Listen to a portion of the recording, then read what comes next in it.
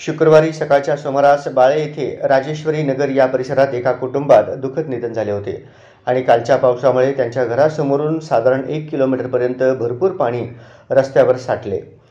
यामुळे मैत कुठून घेऊन जावी हा मोठा प्रश्न त्यांना पडला होता। सदरचा रस्ता हा गेल्या 20 वर्षापासून केला गेला नसल्याने तेथील नागरिक हैराण झाले होते। अनेक नेते, पुढारी, नगरसेवक, आमदार, खासदार यांच्याकडे हेलपाटे मारून सुद्धा हा रस्ता झाला नाही। शेवटी त्यांनी माजी महापौर सौ शोभाताई बनशेट्टी आणि माजी सभागृह नेता सुरेश पाटील यांना भल्या पहाटे फोन केला।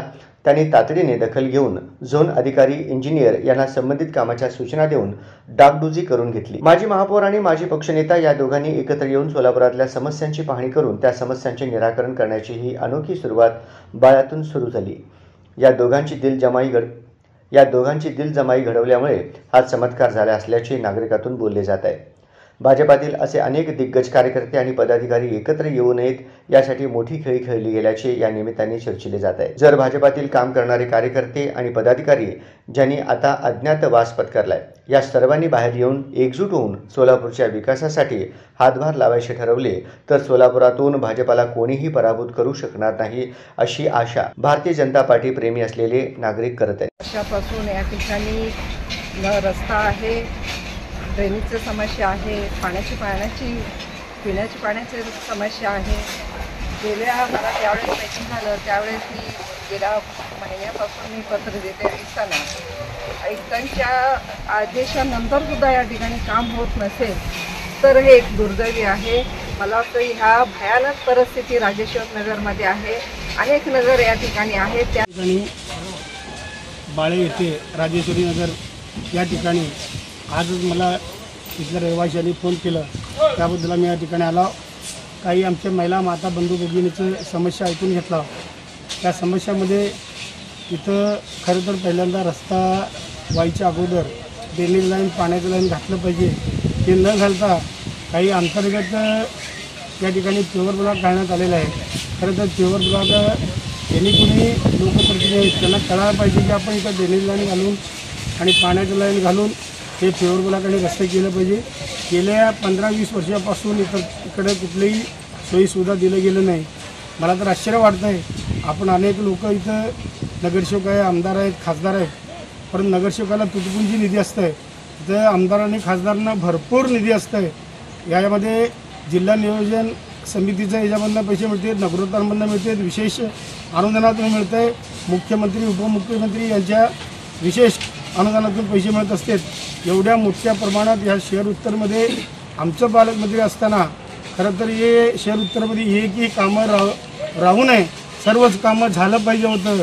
पण इथल्या नागरिकांनी म्हणजे असलं रस्ता किंवा असले कामं या ठिकाणी झाले नाहीत आणि इथले नागरिकांनी वारंवार तक्रार करूनही त्यांचं समस्येचे निराकरण झालं नाही, हे दुर्दैवी वाटतं आहे। गेल्या 2.5-3 वर्षापासून प्रशासकीय राजवट लागू आहे।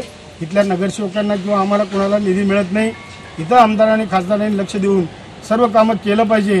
का केलं नाही हे खरं तर तुम्ही जॉब विचारलं पाहिजे। ज्यावेळी निवडणुकीत आम्ही येत असता नगरसेवक, आमदार आणि खासदार, त्यावेळी सर्वांनी विचारले पाहिजे होतं की आता मला इथं कळालं की तर आमचं भाजपचा बालेकिल्ला आहे, भाजपच्या बालेकिल्ल्यामध्ये जर कामं होत नसतील, आपलेच आमदार, आपलेच खासदार, आपलेच लोक नगरसेवक होऊन गेलेले, त्यांनी कामं केलं पाहिजे होतं। यापुढेही आता 2.5 वर्षात झाले नसतील तर हे काम करावं। आता आम्ही इथं आला, ते एक लहान मुलगा या ठिकाणी वारला आहे, तो संघर्ष योद्धा होता, तो तक्रार केलेला होता, तो तक्रार केल्यानंतरही या ठिकाणी काम झालं नाही, हे दुर्दैवी आहे। आज जर आम्ही आता संबंधित अधिकाऱ्यांना फोन करून या ठिकाणी बोलवलं, आंतरकर साहेब असू दे, कन्ना साहेब असू दे, पवार साहेब असू दे, सर्वजण आले, परंतु महापौरांनी पत्र देऊन बी काम झालं नाही, हे खरं तर निषेधार्थ आहे। या महानगरपालिकेचे अधिकारी आम्हाला जेव्हा निधी मिळत होतं महानगरपालिकेत तेव्हा आम्ही सर्व कामं सुचवत होतो। आता आमचं तर निधी नाही आहे, भांडवली काम नाही आहे, वार्ड वाईज नाही आहे, त्यामधनं कोट्यवधी रुपये, जवळजवळ 100, 150, 200 कोटी रुपये असतात। त्यामधनं खरं तर माननीय आयुक्त साहेबांनी आणि संबंधित खातेप्रमुखांनी या ठिकाणी तुम्ही सर्व कामं केलं पाहिजे होतं, केलं नाही। यापुढं जर असं झालं, इथल्या सर्व नगरसेवकांना, इथल्या लोकप्रतिनिधींना आम्ही महापौर ताई सर्वजण मिळून मोठ्या प्रमाणात आंदोलन करू। या इथल्या कामाचं या 6 महिन्यात झालं नाही तर तुम्ही सर्वजण यावं असं कळकळीची विनंती करतो आणि आपण हे सर्व रस्ता करून घ्यावा असं या अधिकाऱ्यांना आणि इथल्या संबंधित जेई यांना हे करतो, कचरा काढलं पाहिजे, साफसफाई स्वच्छता केलं पाहिजे, ड्रेनेज लाईन साफ केलं पाहिजे आणि त्वरित आज रस्ता हे माहितीच्या अगोदर केलं पाहिजे. नाही केलं तर महानगरपालिका येईल याची दक्षता घ्यावी.